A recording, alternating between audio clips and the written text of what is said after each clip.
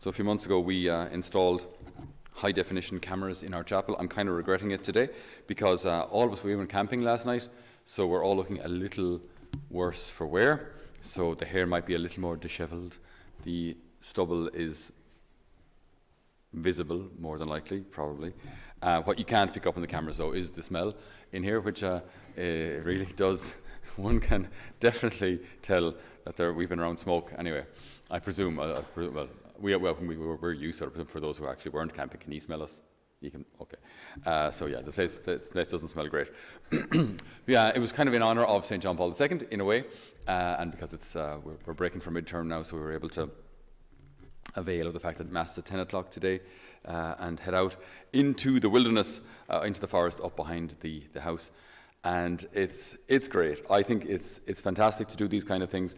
If you've been watching any of the chosen recently, something which has come across there, which I must admit I'd never actually thought of, was that when Jesus and the 12 apostles were traveling around, they would have camped quite a lot, right? So, like, if they weren't invited into towns, or like, you don't often hear of Jesus and the 12 staying at someone's house. It's they travel from city to city, but you don't often hear like where they actually stayed. So it's possible, or maybe even probable, that in order to not burden people, and because they couldn't telephone ahead in advance, that you'd arrive and you'd set up camp.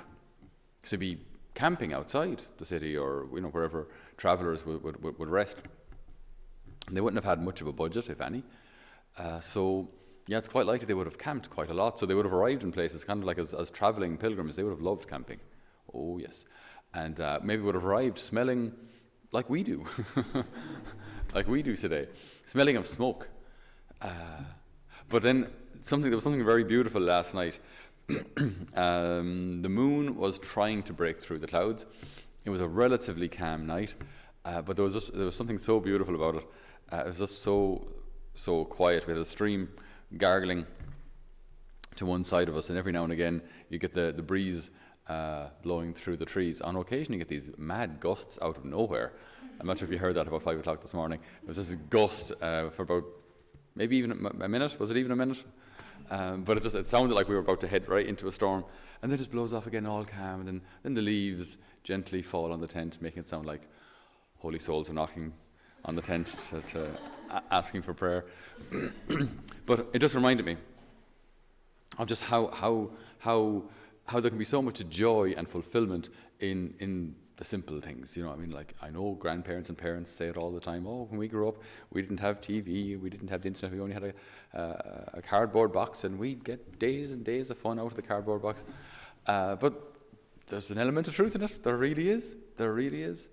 I know I've mentioned this before, but I think it's important that God has created us, you see, for three things: for labour, for love, and for leisure. Labour, love, and leisure. And all those things need to be in balance. We're not created only for labour. I mean, the Lord does tell us in Genesis, after he creates man, he says, subdue the earth. Subdue the earth. So he's telling us yes, we're supposed to. Now, subdue it doesn't mean squeeze it of all of its natural resources. Of course not. But it means be masters over the earth and subdue it. So be responsible for it. Okay, there are certain things that we can use and renew and recycle. Oh, absolutely, all good. But we shouldn't be slaves to work either. Living just for work, that's not what we're created for. That becomes a very communist mentality, where you exist as part of the system, you serve the system, and as long as you can serve the system, you're useful. And when you can't serve the system anymore, you're not useful. So on you go. You're not needed. So, but we don't exist to work. That's not a Christian understanding at all. We don't exist to work. So then those who can't work, those who are aged or ill or invalids, they're absolutely 100% as valuable as any other human being from a Christian perspective, because everyone is valuable regardless of whether they can work or not. But God has created us, where possible, to work. It is not good for man to be idle. Idle mind, devil's playground. You see it, like when people are idle, if people live in an area where there's very high unemployment, life gets a lot more difficult there, because people are bored. So they're going to party more. They're going to be maybe a little less responsible with money, and all the moral implications of of that as well, you know. So work is good, but it shouldn't be everything.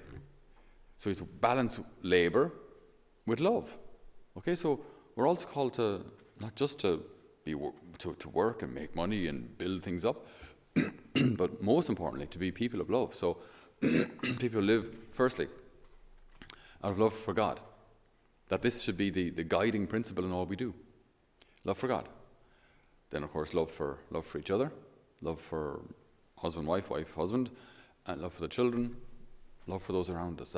It's fairly obvious. I won't go into it, but this is what we're called to be people of love. But then the one I wanted to focus on is today, leisure. That leisure is a good thing. You know, it's like we have a beautiful world that we live in. And even this morning as we were coming back, and the leaves have started to change colour. So we were walking on this brown and orange and red carpet of leaves, but there's still quite a bit of green around there. So you have this green overhanging branches, these green tunnels, if you will, and these just picturesque, postcard-like carpets of leaves. And I just thought, it's just so beautiful. It's just really, really beautiful. And it's good that we can actually take the time to enjoy that. And, you know, even to play sport. And hopefully, I was talking to some of the guys yesterday, I was hoping that with all this lockdown and that these staycations might have helped us Irish people to recognise more or even discover more the beauty of Ireland. You know, I would hope like that people now have been, the greenways and blueways and all those kind of things. Thank God the greenways are actually increasing for those who aren't Irish. The greenways are old train tracks, old railways that have been out of use for decades, which they've now rehabilitated and turned them into paths. But because they're railways, they're dead flat or relatively flat. So no hills, there'll be some nice bridges, some old tunnels as well built for small old trains and things. So very beautiful. But they were abandoned for 30, 40 years. They're now being rehabilitated and they're wonderful. You see families go walking on them, you see people cycling on them. Fantastic. But like leisure, it's a good thing. We shouldn't feel guilty because we have fun. We shouldn't feel guilty because we enjoy life. It's good that we do these things. And this is what gives us also a healthy spiritual life. Do you know, when healthy mind, healthy body, healthy spirit, when we're, you know, if you're tired, it's going to be that bit harder to pray. It has an effect on your spirit as such.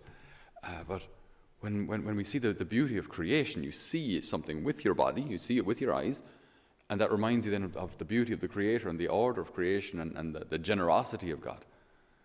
So all these things work together. They all work together, labour, love and leisure. Then when I get to do something, and I get to plant some shrubs, and I get to prune some trees, and bring in the apples, and cut the grass, and you come in then, and you have that healthy tiredness after a day's work, and then you can eat like a horse because you're after working it all off, and it feels great. And then that night you sleep like a log because you're tired, because you're first after working, and you're after adding to creation, making it that bit more beautiful. It's a really healthy way of living. Do you know, one of our seminarians, he decided, I'm gonna lose some weight, right? I'm gonna go to the gym, right? So he'd get into all of his gym gear down in the house, get into the car, drive 200 meters up the hill to where the gym was, work out, and then drive the 200 meters down. Now, needless to say, when we seminarians, his brothers, we felt it our incumbent duty to ridicule him for the ridiculous act of getting a car to drive 200 meters to go to the gym. Why not just have that as your warm-up? You know what I mean? Just walk. He's American, so he said, no, it's too far. But like the idea of balance and all these things. So labour, love, and leisure. That when we work and we do something useful, which is good for our own heads, good for our families, and good for society. We love. So all that we're doing should be done out of love, not just for mere money or something superficial or stupid, limited like that. And then leisure. We're allowed and should have a balanced amount of fun in our lives.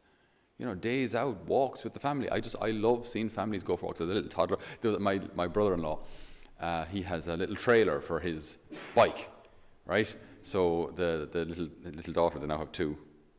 I don't know what he does now. I don't know where he puts the second one. I don't know. So when they had just won, they put Roisin into the little trailer behind, and she'd be in the back with always has a big smiley head in her. Like she's got a smile that goes from there to there, ear to ear, and she just faster, Daddy, faster. You know? And if you ever go on the greenways, you see that everywhere. Daddies, and they perspiring. They go, I'm 45 now. I'm not able for this anymore. Faster, Daddy. But it's just, these are the memories. Like, you go home, then there's a here we are on the Greenway, and little Roisin in the back, and Evie, and the whole lot, and all the smiles, and like, you could have stayed home and watched TV. Could have. But like, get out and live life, and enjoy the beauty of creation, and tell people how amazing Westport is in the sun, and tell them all about Killarney and Dingle, and head over to Wexford and stuff your face with strawberries once, to a limited degree, all in balance, discover the beauty of the world, and tell people about it, because it's good that we live life and love it. But all of this should remind us of the Creator. All of it, everything we do and see and have is all a gift from our loving Father. And that way then we can join with the psalmist and just see how creation sings your praises, O Lord. All of creation sings your praises.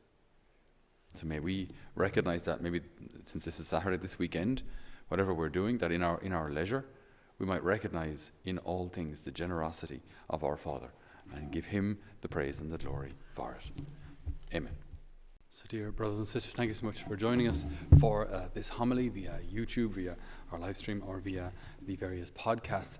Thank you so much for being part of our extended family, wherever you may be. If these have helped you in some way, if they've blessed you, if they've helped you in your faith in some way, in order to facilitate our mission and encourage our mission, allow our mission to continue, you might consider maybe donating towards Holy Family Mission, towards our formation of our young people here in a place near Clonmel, in County Tipperary in Ireland. So if you wish, you can do so through our website, holyfamilymission.ie, and there's a donate tab there, and we greatly appreciate any help that you can give us. Obviously, we'd be delighted for your prayers as well. Please do pray for us. This is not just a battle against flesh and blood, but also obviously we're engaged in a whole spiritual battle here as well, so we need your help on the spiritual front as well as on the material front in order to allow our mission to continue. So thank you so much for your generosity and for your support, and be assured of our prayers, especially on Wednesday when we offer our Mass and our prayers for all of our friends and benefactors. So God bless you, and we'll hopefully see you or hear you on a future podcast for homily. God bless.